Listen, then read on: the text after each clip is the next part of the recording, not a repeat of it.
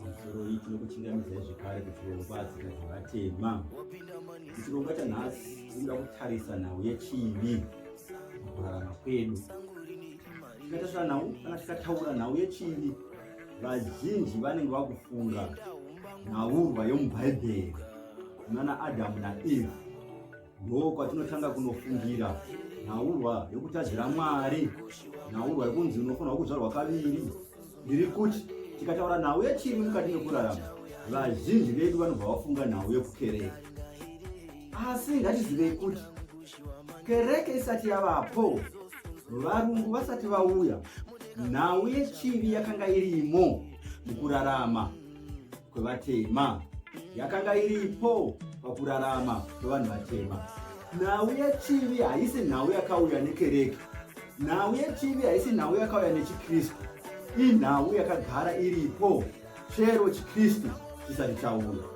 Ndipo parida kumboti timbotarisa nhasi kuti nhau yechivi yakanga yakamira sei chikristu chisati chauya. Nhau yechivi inopinda papi pachivanhu, patsika dzevatema. Kuti tinyatsonzwisisa nezvenhau yechivi, tinoda kuti timbotarisa nzvimbo inonzi chivi. Nzvimbo inonzi chivi yakanzi chivi varungu vasati vauya. Yakadaidzwa nezita rekuti chivi chikristu chisati chauya. Saka patine nzvimbo inonzi chivi, zita iri rakamboya sei? Ndipo patida kuti timbowana tsananguro inotipa kuti tinzwisise kuti kana tichiti chivi pachitema, pakurarama kwavanhu vatema, tiri kureva kuti chivi. Panzvimbo inonzi chivi, vanotaura vanoti tichasanganisa zvese oral tradition nemawritten records kana written evidence inenge iripo. Tichambosanganisa kuti tibude nenhaurwa yedu yatinayo. Vanotaura vanoti NeHoreka akanga ane mwana wake ainzi Chivunguvungu. Mwana waNehoreka uyu kati Chivunguvungu aigara pamutoko. Asi kunzvimbo yaaigara ikoko Chivunguvungu, unonzi akaita musikanzwa akatanga kubira vanhu mombe dzavo. Mwana waNehoreka unonzi akazodzingwa pamutoko ndokutanga kufamba kana kudzungaira nesango. Akanga ane vana vake, asi pane mwana wake akakosha unotaura nezvake apa ainzi mudzungairi. Ndiye mumwe mwana waakafamba naye achibva pamutoko. Vachibva pamutoko vakanga vakananga kunzvimbo yamambo Nyaningwe. Ngatimbotaura yapa zvishoma. Chivunguvungu waiyera shumba kwaakanga achienda kwaNyaningwe, kwaishe Nyaningwe kana kuti mambo Nyaningwe. Nyaningwe aiyera dziva hove, akanga ari wedziva hove. Chivunguvungu asvika uku tati akanga ane mwana wake ainzi mudzungairi. Mudzungairi akanga ane mwana wakewo ainzi tavengegwei. Zvino vasvika munzvimbo yamambo Nyaningwe, tavengegwei anonzi akazodanana nemwana wamambo Nyaningwe ainzi Shandurai. Vakaroorana naShandurai. Shandurai ndiye watinoziva zvekare achinzizve vachifeza. Takambotaura nazvo kuti vachifeza kana kuti vachifedza zvinongobva nemadandiro anenge achiita vamwe. Asi vakazonzi Shandurai akazonzi iye vachifeza, akataura nezvake akaitaura nezvemasvikiro. Akaitawo mukurumbira nemidzimu yakaita mukurumbira achimurenga chekutanga. Zvakamira zvakadaro, Chivunguvungu akashayika. Hatingati hushe, but imba yavo ndobva yatorwa namudzungairi.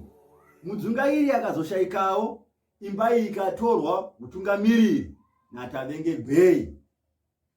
Tavengegwei akaita vana vake nevamwewo vakadzi. Akanga ane vamwe vakadzi vakawanda vakazoroorawo mushure shandurai.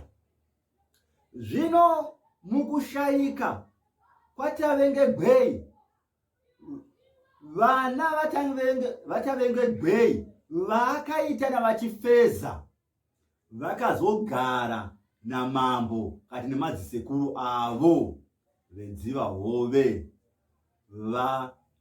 Vana kana kuti tingadzoti vana vaNyaningwe vakanga vavepo ipapo, vasaingonzi vana Nyaningwe vakanga vavepo, ndo vakanga vari madzisekuru avo. Saka vakazogara nemadzisekuru avo vachichengetwa nemadzisekuru avo. Nekufamba kwenguva, zvinonzi vana vatavengegwei vakazofunga zano rekutorera madzisekuru umambo. Vafunga zano iroro rekuti ngaritorerei sekuru umambo. Zvinonzi vakanga vane mumwe mukurumbira vana ava. Nyangwe tavengegwei anonzi akanga ane mumwe mukurumbira wemashiripiti aigona kuita. Tinoziva zvekare NeHoreka kuti NeHoreka munhu akanga aine mashiripiti. Saka zvinonzi kana takutaura tichitarisa yatinoti isu oral tradition inozotitaurira kuti vakazoti kunana sekuru hande tinogeza, asi kune zvavanga vaita kurwizi ikoko. Vari pakati pekugeza kurwizi ikoko vakabva varwisa madzisekuru avo. Varwisa madzisekuru avo vakauraya madzisekuru, zvikanzi rwizi rwakatsvuka neropa. Asi kune madzisekuru akapukunyuka ndokubva atiza achitizira mhiri kwerwizi. Vasvika kumhiri kwerwizi, madzisekuru akazodaidzira kune vazukuru kuti mune chivi, mautiuraya, mauraya isu vanasekuru venyu asati takuchengetai, mune chivi. Vazukuru nokudanidzirawo kunana sekuru zvikanzi chero tine chivi asi takurovai, takukundai, mazvihwa.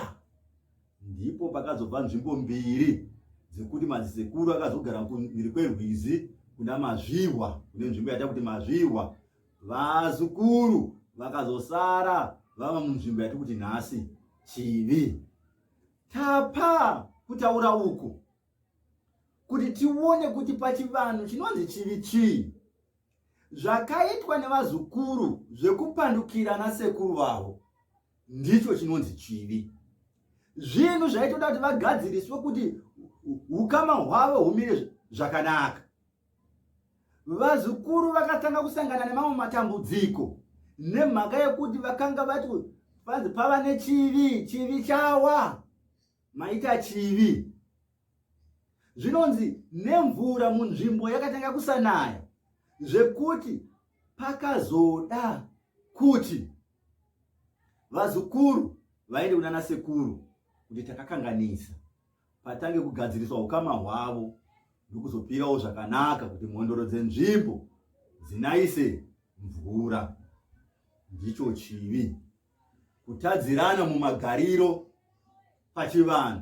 Chivi chinogona kuita kuti upenyu hwako husafamba zvakanaka. Saka kana tiri kuchivanhu, ngatisafungai kuti hatina chinhu chinonzi chivi. Chinhu chinonzi chivi nyangwe nekuchivanhu chiriko, nokuti tiri kutaura nhaurwa iyi yakaitika kuma 1840 kana takuenda kuma written evidence. Inonzi yakaitika panguva apo mwana waNehoreka anonzi akabva kwaMutoko. Panguva apo Rozhi state yakanga yakudonha. Iyo Rozhi state tinoona kuti yakatanga kudonha. Umambo hwevaRozhi watanga kudonha kuma 1840 kusvika 1866. Ndo panonzi umambo hwevaRozhi hwakanga hwava kudonha. Asi tinongoona umambo hwevaRozhi hune mukurumbira kubva kwese uku. Vakanga vakabata matunhu akawanda, vakanga vane nyika dzakawanda dzavakanga dziri pasi pavo. Nenyika yaNyaningwe yakanga iri pasi pevaRozhi, vachipa muripo vaipa yatoti tribute kuvaRozhi. VaRozhi tinovaziva kuti chero nemaPutukezi vakarwisiwa nevaRozhi 1684 pabheto yatoti Battle of Maungwe. MaPutukezi kati maPutukezi akakundwa. Ndipo panonzi panonotanga umambo hwechiRozhi, the Rozhi state nachangamire dombo. Asi apa takutarisa payakanga yakudonha, pachizoita atinoti isu manguni incursions, kuuya kwevanhu verudzi rwechinguni vachibva kuSouth Africa pamufekane vachizouya muZimbabwe. Ndiyo nguva yatinotarisa nayo iyi yokuti Rozvi state yakanga yakunodzikira. Ndipo panonzi pakatanga kuvapo Chivi dynasty yakasiyana nemazviwa dynasty. Chivi tati ndeve shumba totem, vaiyera shumba. Ava vamwe ava tati ndeve dziva hove yekwaNyaningwe. Saka zvinhu izvi zvine nhoroondo yakanyorwa pamusoro pazvo. Zvakare tinozviwana zviri kuoral tradition. Asi isu patiri kuda panhau yekuti Chivi, tiri kuti vazukuru vakatadzira nasekuru, zvino hazvina kuvafambira zvakanaka. Ungava uchiti ndinoita zvemudzimu, ungava uchiti ndinobika doro, ungava uchiti ndinokanda fodya pasi, asi kana usingagoni kurarama kugarisana nehama neshamwari nevamwe vari munharaunda, uchitadzira vamwe vaunogara navo, uchitadzira vanhu hama dzaunogarisana nadzo, hama dzaukazvarwa nadzo, usingakwanisi kuremekedza baba, usingakwanisi kuremekedza mai, une chivi chinokanganisa matare ako chinoda kugadziriswa. Haisi nhau yokukanda fodya pasi chete, haisi nhau yokubika doro inotipa makomborero. Ngatisatarisa kana takutarisa chivanhu, totarisa bandi rimwe chete rokuti ndinoremekedza midzimu. Ko mai vakakubereka unoremekedza here? Ko baba vakakubereka unoremekedza here? Unomboendawo here kuguva rasekuru? Unomboendawo here kuguva rambuya? Kana baba vakashaya unombosvikawo here paguva ravo? Ko kwavakaroora, vamwe takaroora nherera, asi hausati wasvika paguva rababa womunhu wakaroora, hausati wasvika paguva ramai wemunhu wawakaroora, nokuti unenge uchiona sekuti hazvina basa. Chivanhu chinoda kutorwa chose chakazara kuti nzira dzivhurike. Tine zvimwe zvatinogona kuona pachivanhu sezvisina basa, asi zviri zvinhu zvinovhiringa kurarama kwedu. Tiri kuti pachivanhu chivi chiriko. Tinacho chivi, tinazvo zvivi zvatinoita mukati mekurarama, sezvakangoita vazukuru kunana sekuru vavo. Tine vanhu vatakapomera mhosva vasina mhosva, tine vanhu vatakarova vasina mhosva, tine vanhu vatakauraya vasina mhosva. Tine zvivi zvatinazvo, tine zvivi. Nhau yekuti chivi chedzinza iriko. Madzisekuru edu akasiya para mhosva, madzibaba edu akasiya para mhosva dzinoda kuti tigadzirise kuti matare edu asununguke. Ngatisangotarisa pamudzimu chete kana totaura nhau yechivanhu. Nhau yechivanhu haitangi nongoperera pamudzimu chete. Nhau yechivanhu iri pamagariro evanhu vatema. Kubisa rora inhau yechivanhu inogona kuvhiringa matare ako. Chero iwe uchibika doro kuvadzimu vako, chero iwe uchikanda fodya kuvadzimu vako. Tine vanhu vanoti ndikuita zvemudzimu asi handisi kuona zvichifamba, nokuti vanenge vakakutarisa panhau yemudzimu chete, haatarisi pamagariro ake nevamwe vanhu, kuti hapana zvivi zvatinazvo here mukugara kwedu nevamwe vanhu. Nhau yekuti chivi haina kuuya nechikristu, nhau yekuti chivi haina kuuya nebhaibheri, nhau yekuti chivi sezvatataura kuti kuma1840 yakanga yatovako, yakagara iriko kuvanhu vatema. Saka tikafunga kuti kana totaura nhau yechivi takutaura nhau yechikristu chete, tinenge takurasika. Handizvoba, handizvopi, handizvo. Chivi tinacho mukati mekurarama, zvivi tinazvo mukati mekurarama.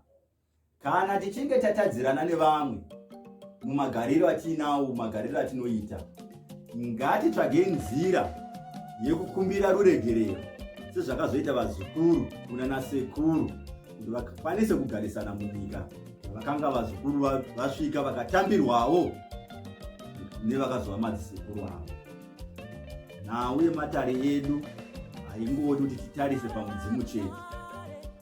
nekugara kwatinoita nevamwe, nekugara kwatinoita matingati mumafamilies, mumhuri medu, tinogara sei nevamwe vatinavo mumhuri medu.